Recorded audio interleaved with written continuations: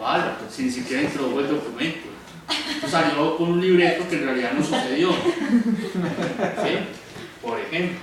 Entonces no preparen los alegatos de conclusión, tengan una estructura de cómo van a ser los alegatos de conclusión, porque recuerden que los alegatos de conclusión es un resumen del juicio, y como ustedes todavía no han visto el juicio, ustedes tienen que... Muy bien. ¿La Fiscalía solicita condena en los alegatos de conclusión? La Fiscalía debe solicitar condena. En los alegatos de conclusión.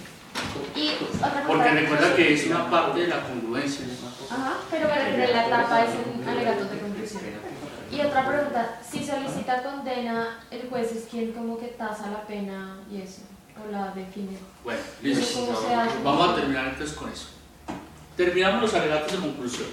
¿Sí? Una vez se terminan los alegatos de conclusión, el juez tiene 2 horas, puede hacer un receso de 2 horas máximo para emitir el sentido del fallo. Eso ya lo habíamos visto. Emitir el sentido del fallo es simplemente decir si la persona es culpable o inocente. La norma no pide más. ¿Y por qué 2 horas? Porque lo que permite la norma es la concentración en la inmediación, es decir, que el juez tome la decisión de si es inocente y culpable con lo que acabó de ver en el juicio, ¿sí? Y que no se dé más tiempo de pronto y se confunda o lo confundan, ¿sí? Más el noticiero confunde o la emisora por la mañana que les gusta tanto a ustedes, confunde al juez, ¿sí? Cuando hacen sala a todos los magistrados de la emisora, eso es para tener risa, pero bueno. Entonces, precisamente el legislador quiso que sean 2 horas nada más, pero eso hoy en día se lo pasan por la faja, suspenden por más de 5 días, en un caso también de mucha connotación, por ejemplo, suspender más de un mes la emisión del sentido del fallo, ¿sí? Entonces, solo 2 horas, por principio de concentración e inmediación, para emitir el sentido del fallo. Y una vez emitido el sentido del fallo, se fija una audiencia que se llama audiencia de individualización de pena y sentencia, que está en el artículo 447. Esa audiencia para mí son 2 audiencias. ¿Por qué? Porque la primera parte, que está en el artículo 447, dice que en esa audiencia las partes intervinientes pueden hacer consideraciones frente a las condiciones personales, familiares, laborales, sociales y familiares del procesado, con miras a obtener una determinada pena y la obtención de unos subrogados penales. ¿Recuerdan? Prisión domiciliaria o suspensión de la ejecución de la pena. Entonces, por ejemplo, la Fiscalía va a decir, esto es un tipo de lo peor, que se vaya para la cárcel. Y la pena debe oscilar entre tanto y tanto según mis cálculos, dirá la Fiscalía. La defensa dirá, señor juez, tenga en cuenta que este es un delincuente primario, tiene 20 años, estaba matriculado en la universidad y obviamente pues, ha sido condenado. Yo le pido que se parta del mínimo de la pena y que además, por ser procedente, se le dé una prisión domiciliaria. Eso dirá la defensa.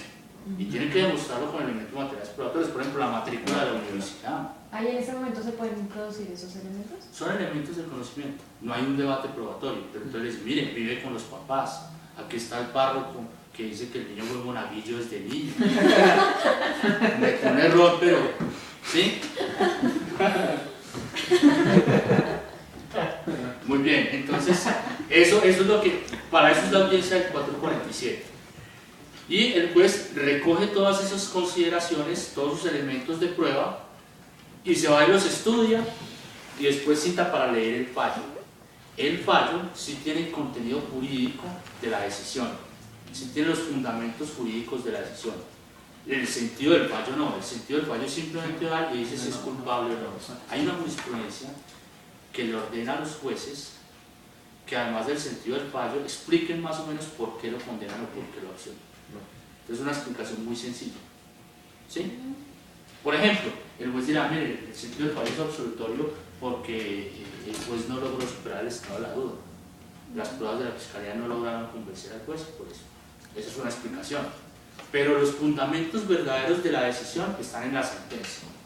¿Qué pasa? Yo también les había dicho que esa audiencia de individualización de pena y sentencia la han convertido, que está en el 447, que para mí deben ser 2 audiencias, la han convertido en una sola, porque llega y uno ve que llega el juez con la sentencia ya redactada y dice, bueno, en el 447, y lo ponen a uno a votar carreta y el tipo con la sentencia ya redactada.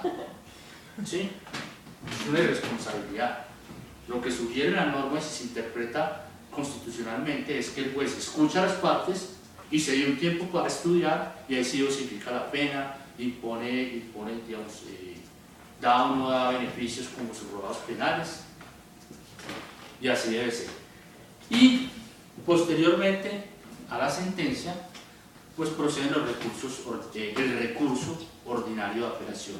Sobre la sentencia solo procede el recurso de apelación, lo resuelve el superior jerárquico, y sobre ese recurso, si se cumplen las condiciones del artículo 187, se puede presentar demanda de casación. ¿Sí? Una vez, y esto para O sea, finalizar. ¿no hay queja y eso? No. La queja es cuando se niega el recurso de apelación de abuso. Ah, ¿Sí? ya, ok. Y ese es un recurso, digamos, extraordinario y muy nuevo para el Código de Procedimiento Penal, porque originalmente no estaba previsto.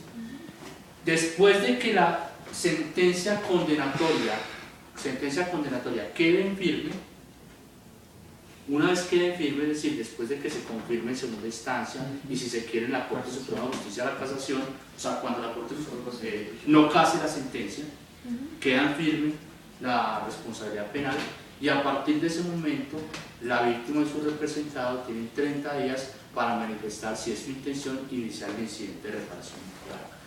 Y el incidente de reparación integral es un mini juicio, como todo incidente, con la única finalidad de demostrarle los perjuicios al juez. Entonces, al final, ¿qué va a tener el juez o la víctima? Va a tener dos sentencias. Una sentencia sobre la responsabilidad penal, que ya está en firme, ¿sí? Y después del incidente de reparación va a tener una sentencia de perjuicios. Son dos sentencias, ambas conforman un título ejecutivo completo. ¿Sí? O sea, la persona, si quiere cobrar estos perjuicios, puede ir a un proceso ejecutivo. ¿Sí? Sin embargo, si el apoderado de víctimas previsivo y ya solicitó medidas cautelares en una audiencia preliminar después de la imputación, llega a este punto ya con medidas cautelares. ¿Sí? Entonces viene ya simplemente a ejecutar. ¿Sí? Entonces, el incidente de reparación integral se los quedo debiendo. El incidente de reparación integral tiene la misma dinámica del juicio, pero me dan barrada no dárselos.